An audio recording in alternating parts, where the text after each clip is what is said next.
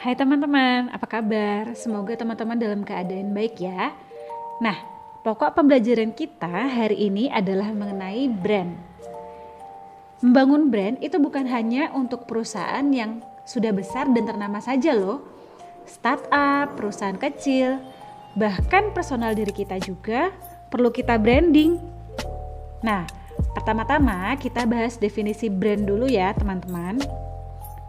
Menurut Kotler, brand atau merek merupakan segala sesuatu yang konsumen pikirkan mengenai produk dan layanan kita.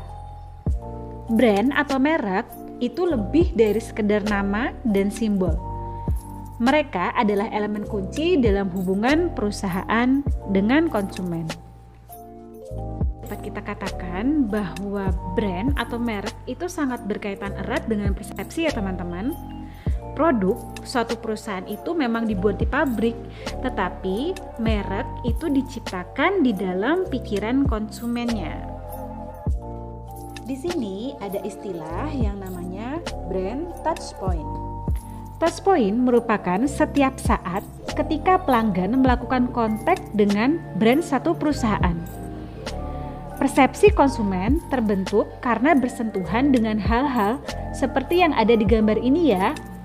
Dari dengar iklan, dari melihat logonya, dari pengalaman ketika memakai produknya, dari image tampilan pegawai tokonya, dari words of mouth yang didengar dari teman-temannya, dan lain-lain ya seperti yang ada di gambar ini. Lalu apa pentingnya ya membangun brand bagi usahaku? Aku kan baru startup. Atau usahaku masih mikro atau kecil juga. Sepertinya belum perlu deh membangun brand. Jangan salah teman-teman. Saat ini perusahaan startup dan UMKM juga perlu banget untuk mulai membangun brandnya. Berdiri di pasar yang ramai dan bersaing dengan merek-merek yang mirip dengan perusahaan Anda adalah seperti berada di ruang kelas yang penuh dengan anak-anak berteriak, "Aku, aku, aku." Jadi ramai banget tuh ya, persaingannya ketat. Semua orang atau semua perusahaan ingin terlihat menonjol. Itulah sebabnya perusahaan perlu melakukan branding dan pemasaran. Membangun brand membantu perusahaan untuk mengkomunikasikan nilai-nilai dan kepribadian mereka untuk target customer mereka. Orang-orang yang sudah jatuh cinta pada satu brand atau merek akan percaya pada keunggulan produk, menjadi lebih loyal, dan tentunya hal ini akan baik bagi perusahaan kan?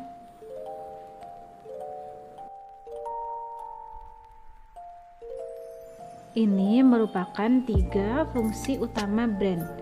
Yang pertama adalah navigation atau navigasi. Merek membantu konsumen untuk memilih dari beragam pilihan yang membingungkan. Contohnya, ketika kita memilih sabun mandi dari banyak pilihan di rak supermarket, apa ya kebutuhan kita? Oh, kita merasa bahwa kulit kita kering. Lalu kita akan pilih berarti sabun yang apa? Sabun yang melembabkan. Nah, di situ dari banyak pilihan itu kita pilih-pilih lagi. Apa nih yang ada di dalam pikiran kita? Siapa ya sabun yang melembabkan? Nah, kita teringat nih pernah ada iklan sabun Dove, yaitu memiliki kandungan moisturizer yang tinggi.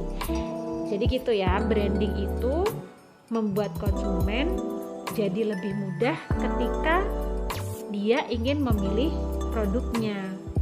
Oke, yang kedua adalah reassurance atau jaminan. Merek itu mengkomunikasikan kualitas intrinsik dari produk atau layanan yang meyakinkan pelanggan bahwa mereka telah membuat pilihan yang tepat. Jadi jaminan telah membuat pilihan yang tepat ya intinya. Contohnya, pada iklan Dove itu kan menunjukkan bahwa Dove memang memiliki kandungan pelembab yang tinggi. Gimana ini Dove meyakinkan konsumen bahwa memang Dove itu adalah sabun yang memiliki kandungan pelembab yang tinggi. Di situ di bagian komposisi atau ingredients yang ada di packagingnya nih, dia menuliskan komposisi bahan yang memang kandungan pelembabnya sekian persen, seperti itu. Didukung lagi dengan testimoni orang-orang yang sudah pernah menggunakannya. Bener nih, ternyata Dove itu memang nggak bikin kulit bersisik. Dove itu bikin kulit lebih lembab, tidak kering. Jadi konsumen ini merasa reassure atau lebih yakin dia itu memilih Dove yang punya klaim bahwa sabun ini memiliki kandungan pelembab yang tinggi. Yang ketiga adalah fungsi brand ini adalah engagement atau membuat si konsumen itu merasa lebih terikat atau lebih terlibat terhadap si brand ini. Merek menggunakan citra, gambar-gambar, bahasa, dan asosiasi yang berbeda untuk mendorong pelanggan mengidentifikasi mereknya. Contohnya, saat ini rasanya pandemik corona merebak di seluruh dunia. Dove ini mengeluarkan campaign atau kampanye-kampanye yang menyerukan bahwa courage is beautiful, seperti gambar-gambar ini ya, seperti video ini. Dengan ini, persepsi konsumen mengenai Dove akan semakin terbentuk.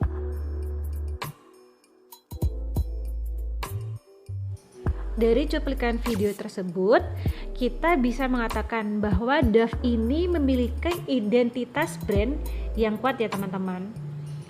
Itu gimana tuh? Ketika kita mengingat brand sabun Dove, yang terlintas di pikiran kita, selain sabun yang melembabkan, kita langsung dapat mengkaitkan Dove dengan identitas nilai yang kuat seperti ketulusan, kebijaksanaan, kebaikan hati, dukungan kepada konsumennya untuk menjadi lebih percaya diri. Brand identity atau identitas merek itu sifatnya tangible teman-teman dan dapat dirasakan oleh panca indera kita. Kita dapat melihatnya, dapat menyentuhnya, memegangnya, mendengar, dan melihatnya bergerak. Identitas merek itu memicu pengakuan, memperkuat diferensiasi produknya atau layanannya, dan membuat gagasan dan makna besar yang ingin disampaikan perusahaan dapat dipahami dengan baik oleh konsumennya. Identitas brand itu seperti itu ya. Jadi dapat dirasakan oleh panca indera konsumen. Proses membangun brand untuk membangun kesadaran dan meningkatkan loyalitas pelanggan itu disebut dengan proses branding.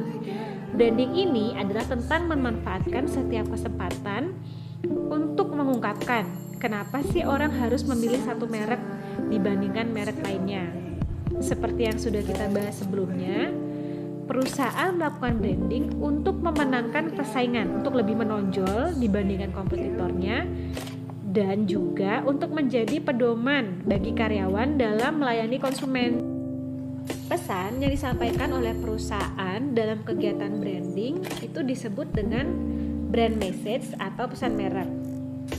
Brand messaging membantu audiens target suatu perusahaan untuk mengkaitkan mereknya dengan kualitas yang mereka anggap memang penting atau kualitas yang mereka hargai.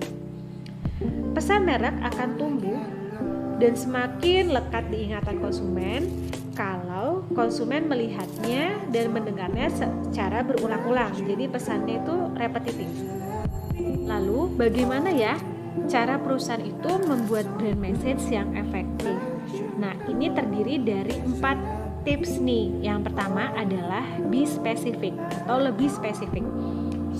Ya, jadi satu perusahaan itu harus menyampaikan pesannya dengan spesifik. Dia itu ingin dipandang sebagai perusahaan yang seperti apa sih di mata konsumen? Apakah dia ingin menonjolkan sisi murahnya atau menonjolkan sisi high-tech-nya atau menggunakan teknologi yang tinggi, atau dia punya banyak pilihan kah? Seperti itu ya. Jadi spesifik aja. Perusahaan ini ingin dipandang seperti apa oleh konsumen. Yang kedua adalah make it ownable atau buat merekmu itu betul-betul menyatu dan selaras dengan perusahaanmu, dengan produk dan jasamu. Ya, jadi ketika pelanggan melihat merek Anda, mereka harus harus bisa mengenali bahwa itu adalah milik perusahaan A. Walaupun juga namanya nggak kelihatan, tapi si konsumen ini karena sudah familiar dengan mereknya, Jadi bisa mengenali, oh ini merek A, lihat logonya, oh ini merek A gitu.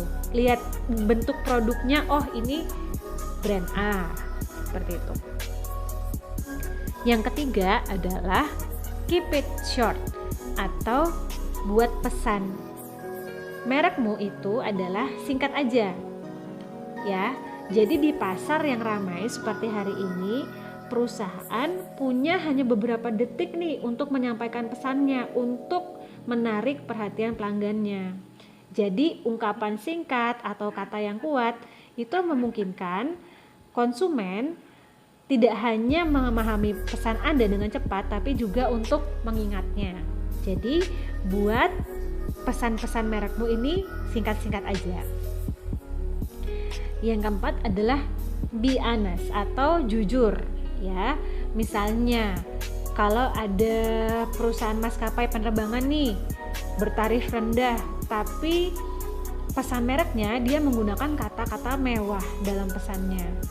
Nah, pelanggan akan melihat merek itu sebagai merek yang tidak jujur, ya, terutama kalau sudah dipakai nih memakai jasa penerbangannya, ternyata fasilitas yang didapatkan minim, tempat duduknya sempit. Wah, konsumen akan kecewa nih. Jadi pesan mereknya tercoreng, gitu ya teman-teman.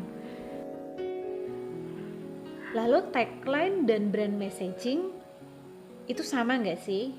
Nah, walaupun tagline itu adalah bentuk dari pesan, mereka itu cenderung lebih jarang berubah. Tagline itu mewakili visi keseluruhan merek. Tapi kalau brand messaging itu dapat berkembang berdasarkan pada produk baru atau tujuan-tujuan baru, goals-goals baru, ada campaign baru, kampanye baru, atau perubahan baru di pasar. Pesan merek ini bisa sifatnya lebih dinamis, lebih bisa berubah-ubah. Lalu langkah untuk membangun brand message itu bagaimana sih? Nah, yang pertama kita mulai dari mengidentifikasi segmen pasar dan target pasar yang dituju ya. Hal tersebut juga sudah kita rumuskan pada bisnis model kanvas perusahaan sebelum UTS kemarin. Jadi teman-teman tinggal meneruskan prosesnya. Kita harus fokus kepada target pelanggan, mana yang akan kita tuju, anak mudakah, untuk keluarga mudakah, untuk orang tua, lalu tinggalnya di mana, di perkotaan kah? Ya seperti itu ya, jadi segmentasi demografis, geografis, psikografis itu juga kita ingat-ingat lagi. Analisis itu dipakai untuk membuat pesan yang benar-benar sesuai dengan selera target market perusahaan. Supaya bisa lebih paham, yuk kita lihat contoh di kehidupan nyata untuk melihat seberapa efektifkah brand messaging itu membantu suatu perusahaan startup yang namanya Casper. Ini adalah perusahaan kasur untuk terhubung dengan target marketnya. Ini cuplikan iklan Caspernya teman-teman. At Casper, we make one perfect mattress for knitters, physically fitters, and even big wigs. Fighters, deep sea divers, whatever your gig, single, hitched, or it's complicated, a Casper keeps you rejuvenated. Because there's one way to sleep that's second to none. Casper, the perfect mattress for everyone. Kembali ke contoh iklan Casper mattress lagi ya. Dari iklan Casper, kira-kira target pasar utama Casper itu siapa ya? Dilihat dari desain iklannya yang kekinian, ilustrasinya yang fresh, ya, target pasar yang dibidik Casper adalah generasi milenial. Generasi milenial ini sepertinya jarang dibidik oleh perusahaan kasur atau spring bed lainnya yang ada di pasaran ya. Generasi milenial umumnya cenderung tidak terlalu suka dengan tenaga-tenaga penjualan, sales-sales gitu ya. Mereka tidak suka mereka merasa didesak gitu oleh sales-sales yang ada di pasaran. Lalu lebih memilih untuk belanja online yang praktis dan cepat. Nah, sejak awal Casper ini juga sudah menetapkan bahwa target pasar Casper atau target pasar utamanya adalah generasi milenial. Ingat ya teman-teman, target pasar utama. Mungkin saja Casper itu juga menjangkau target-target pasar lainnya. Tapi sebenarnya pesan-pesannya ini ditujukan atau difokuskan untuk siapa sih? Yaitu adalah kalau di contoh Casper ini adalah generasi milenial. Selanjutnya, langkah kedua adalah pikirkan adjektif atau kata sifat terbaik yang menggambarkan merek Anda. Contohnya, kalau pada kasus Casper, kata yang menggambarkan brandnya adalah nyaman, mengantuk, santai, praktis, ekonomis. Nah, semakin banyak teman-teman memikirkan kata sifat yang terkait dengan brand atau merek perusahaan teman-teman, semakin baik. Karena seringkali yang pertama kali teman-teman ingat itu mungkin sifatnya mainstream, umum atau terlalu sering digunakan. Jadi brainstorm ya teman-teman, digali lagi kata sifat apa sih yang benar-benar menggambarkan apa yang ditonjolkan atau keunggulan dari perusahaan teman-teman. Selanjutnya, pertimbangkan emosi yang ingin teman-teman sampaikan, yang ingin perusahaan sampaikan kepada target audiensnya. Seperti emosi apa aja sih yang ada? Emosi bahagia, bangga, cinta kasih, kalem, berpengharapan, dan lain-lain. Pada cuplikan iklan Casper ini tidak terlalu banyak kata-kata untuk mereview kasurnya. Tapi ditampilkan saja nih berbagai binatang ya. Ada anak kucing, landak, kelinci yang nyaman sekali tidur di kasur Casper itu. Jadi memang bermain dengan emosi ya. Emosi yang ingin dibangkitkan pada iklan ini adalah emosi yang hangat, nyaman, dan bahagia. Langkah keempat adalah pikirkan tentang manfaat utama atau value proposition yang diberikan oleh brand Anda.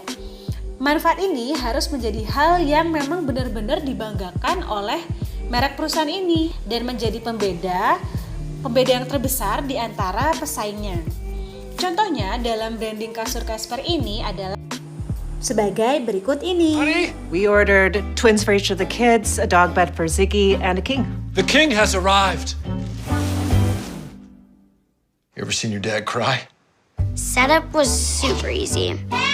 Yeah. We get 100 nights to try it. I'll be 10 by then, so I'm out of my own place. Really? Sweet. I think the kids like it. Yeah, I think they like it a lot. Dalam iklannya ditunjukkan bahwa kasur ini terdiri dari berbagai macam pilihan ukuran. Tadi ada king size, twin, queen size, dan lain-lain. Lalu gampang pemesanannya. Jadi pemesanannya dari online saja, lalu diantar langsung ke depan pintu rumah. Praktis ya. Lalu praktis juga pemasangannya. Tadi dilihatkan bahwa si bapak itu gampang untuk memasang kasur Caspernya. Nyaman ditiduri, disukai oleh semua anggota keluarga. Nah, pesan merek ini bukan hanya melalui satu media ya teman-teman, dan bentuknya juga bisa bermacam-macam seperti yang kita lihat pada cuplikan-cuplikan ikan Casper. Untuk perusahaan kecil bagaimana? Ya bisa buat video-video singkat atau ulasan-ulasan, review-review di media sosial seperti Instagram atau YouTube ya. Diringkas, formula untuk membangun brand message adalah seperti ini ya. Yang pertama ada target konsumen, ditambah dengan kata sifat, ditambah dengan emosi yang ingin disampaikan kepada target market, ditambah dengan manfaat utama apa yang dimiliki oleh perusahaan. Nah, itulah pesan merek yang harus disampaikan oleh perusahaan Anda. Nah, jadi begitu teman-teman penjelasan mengenai cara atau langkah-langkah untuk membangun pesan merek, membangun brand bagi usahamu. Sekian dulu ya pembelajaran kita kali ini. Sampai jumpa di video pembelajaran berikutnya. Bye-bye, God bless you.